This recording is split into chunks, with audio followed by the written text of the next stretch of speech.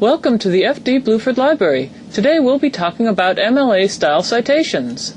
By the end of the tutorial, you'll understand what citing is, be able to talk about why people cite sources, understand how to rate a simple in-text citation, and be able to format a basic bibliography in MLA style. One of the confusing things about citing is that there are many different ways to say the same thing. So, for example, if someone talks about documenting your sources, that's the same thing as citing your sources, or giving credit, or giving proper attribution. Those are all ways of saying just plain cite your sources. Likewise, a reference is the same thing in this case as a citation, and so a reference list is the same as your list of works cited, or your bibliography. So what is citing? Well, citing is a formula for giving credit to where you get ideas or information from. Anytime you get any words, concepts, data, facts, or quotes from any other source, you do have to indicate what the source was. That goes whether it's a word-for-word quote, an exact quote of what someone else said, or whether you got the idea or information from someone and rephrased it into your own words. We call that paraphrasing. And even when you paraphrase, even though it's your own words, you still have to give credit to where it came from. Why do we give credit?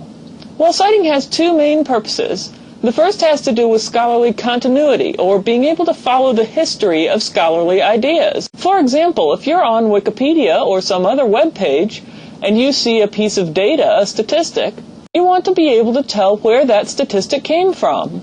That way you'd also have somewhere to follow up on for more information. By citing, you give your readers somewhere to follow up on your information if they're interested in your paper. Citing also has to do with ethical aspects or fairness. If you don't cite, it's as if you're taking credit for something that someone else did. That's just not fair. So how do we cite things? Anytime you do citing, there are two parts. First, an in-text citation that comes after every quote or paraphrase. And then at the end of the paper, there's a more complete entry that identifies the exact source of the information. In MLA style, most of the time we use parenthetical citations for the in-text citation, and then we put references for the complete information at the end. These are examples of the general forms for references. Notice that they always start with the author's name. Books are the easiest things to cite. You just have the title of the book, the place it was published, the publisher, and the year.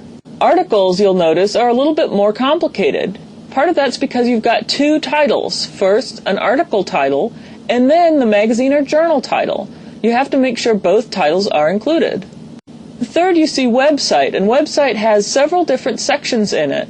Websites are the most complicated thing to cite in MLA style. If you want to have some examples of different ways to cite websites, you probably want to go to the MLA Handbook. We have copies of the MLA Handbook available at the Bluford Library for you to look at.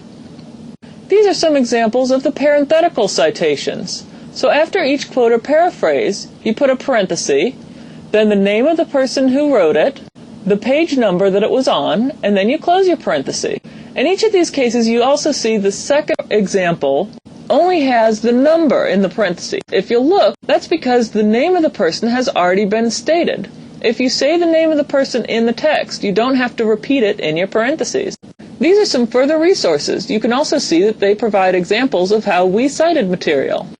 On a technical note, one of the things about doing your reference list at the end of your paper is it has to have that hanging indent, or the way that the first line sticks out and the rest are indented. In the new version of Word, make sure you're under the Home tab and look for the little mark next to Paragraph to get the Paragraph Options dialog box. In Paragraph Options, look for the section that says Indentation. Under Special, you'll choose Hanging. These are the references that we used in this tutorial.